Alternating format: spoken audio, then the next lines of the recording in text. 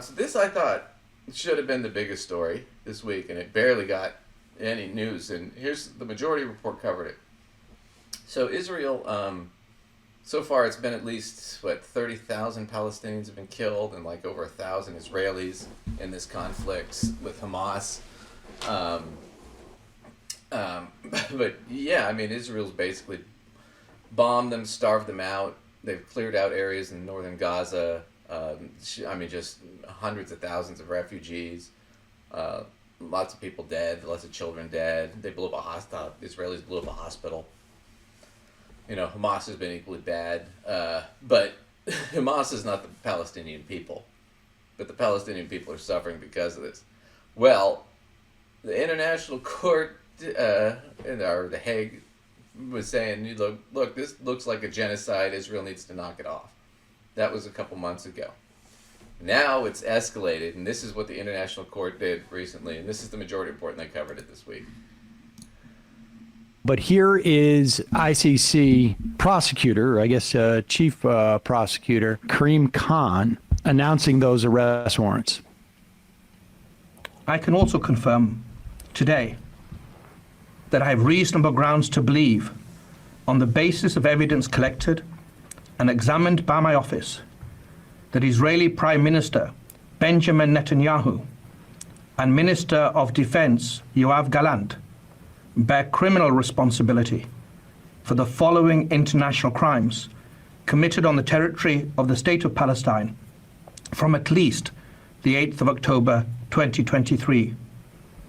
The crimes include starvation of civilians as a method of warfare, willfully causing great suffering, serious injury to body or health or cruel treatment, willful killing or murder, and intentionally directing attacks against a civilian population, as well as crimes against humanity of extermination and or murder, persecution, and allegations of crimes of committing other inhumane acts.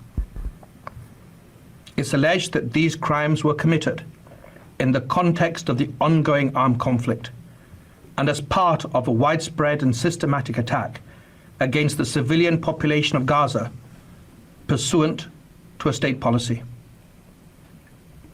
Unfortunately, these crimes continue to this day.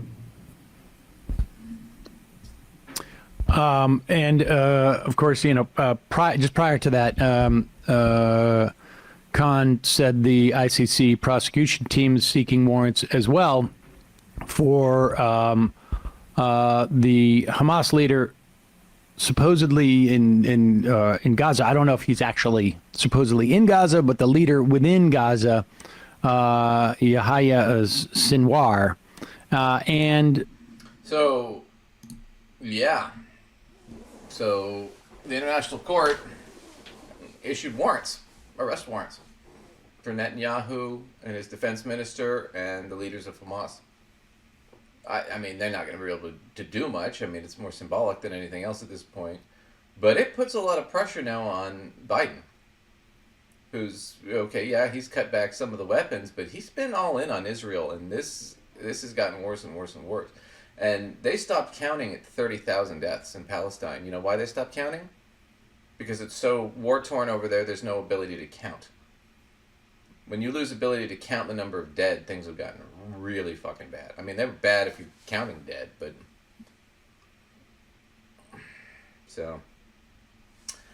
But just for you guys... I'm sorry, they really got me when they talk about starving people as a method of warfare.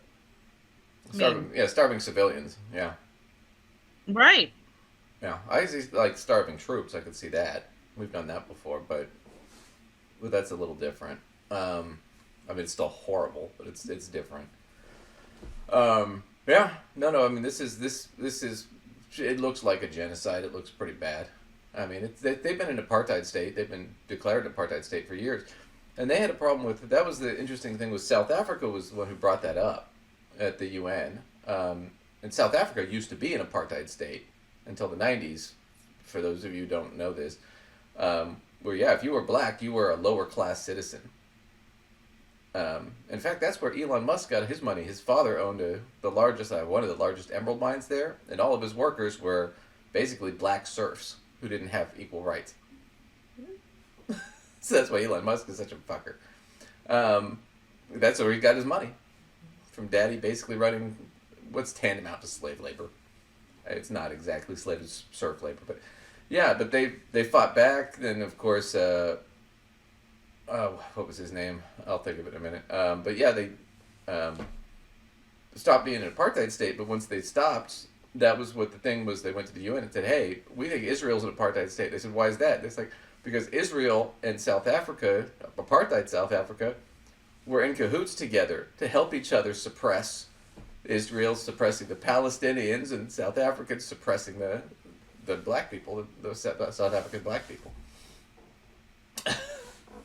And they were in that together.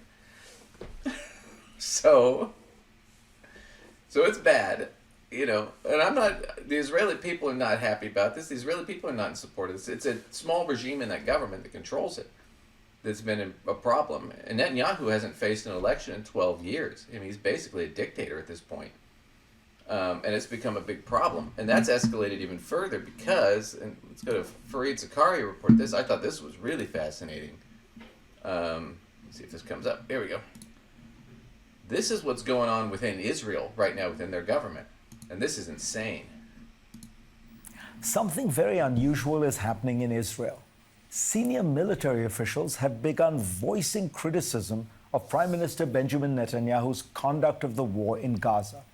Israeli media has been reporting on a weekend security meeting at which the Chief of Staff of the Israel Defense Forces, General Herzi Halevi, criticized Netanyahu's lack of a clear strategy, pointing out that the Israeli military had re-entered northern Gaza, an area it claimed to have cleared in January.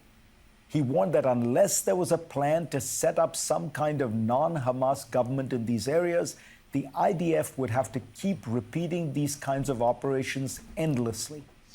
Israel's defense minister, Yoav Gallant, has gone further, publicly criticizing the prime minister, pointing out that the day after Hamas will only be achieved by actors who replace Hamas, and declaring that he would not permit Israel to try to govern Gaza. So that guy on the right, the defense minister, he's also got an arrest warrant, him and Netanyahu here. Gaza directly. The New York Times reported on others within the Israeli military making similar criticisms. As Anshel Pfeffer writes in Haaretz, these briefings to the press have been synchronized as part as what can only be a coordinated briefing against the prime minister. The reason for these extraordinary dissents at a time of war is that Israeli officials have begun to realize what American officials have been warning them about for months, that without a strategy to create stable governance in Gaza, they will face a continuing insurgency, just as the U.S. did in Afghanistan and Iraq. And that is the fact. So that's the quick point that the military is upset about and the defense minister is upset about. What's the plan here? So we bomb the shit out of them, we kill tens of thousands of people, we starve them out, and then what?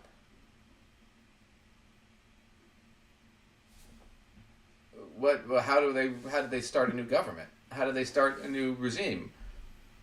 Where's that money going to come from? How are we going to build schools and roads and build back the buildings and do all that stuff and create? There's no plan. Why? Because Netanyahu doesn't plan on giving them back that area or the government. He just wants to drive them all out and take it. So there's no plan for what to do with those people. But the point is you're never going to disroot millions of people like that. Not without a nuclear weapon. Oh my God. And even then, it's like you're going to end up with the same shit we did in Iraq and Afghanistan. Where we funded the Mujahideen to fight the Soviets, they became Al-Qaeda. We funded a lot of the Sunnis and the Shiites to fight against Saddam. We left them hanging in the wind. Right? During the Desert Storm in the late 80s, early 90s. We told them we'd back them, we didn't. We let them get slaughtered by Saddam. We finally went back in and killed Saddam on false pretenses, under the whole weapons of mass destruction thing. We went in there. We didn't kill him. We gave him to the people, and they hung him. But then what happened? They didn't see us as allies. They saw us as the enemy. And then that's where you got ISIS.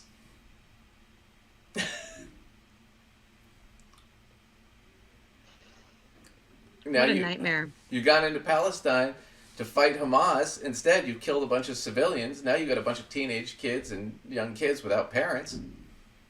The average age, I think, now in Palestine is it's like around 20 or under 20. They have no idea of the history. Wow. All they know is they're being killed by Israelis with American weapons. So you want to see Hamas 2.0? That's where we're going. And you don't have any plan to rebuild or help these people out. There's no future plan. Why? Because I think Netanyahu just wants to wipe them out. That might be the whole plan. Yeah, because they're Zionists. They think if they can get them all out of there, that the Messiah will come. That's what that's sort of the Jewish prophecy on that. And there are a lot of evangelical Christians in the United States that think that if we can get all the Muslims out of Israel, then Jesus will come back and that'll be the apocalypse and it won't matter anyway. I mean, these people really want the world to end. They're fucking psychotic. So I think the ICC is right to go after Netanyahu and to go after Hamas. Both sides are wrong on that one.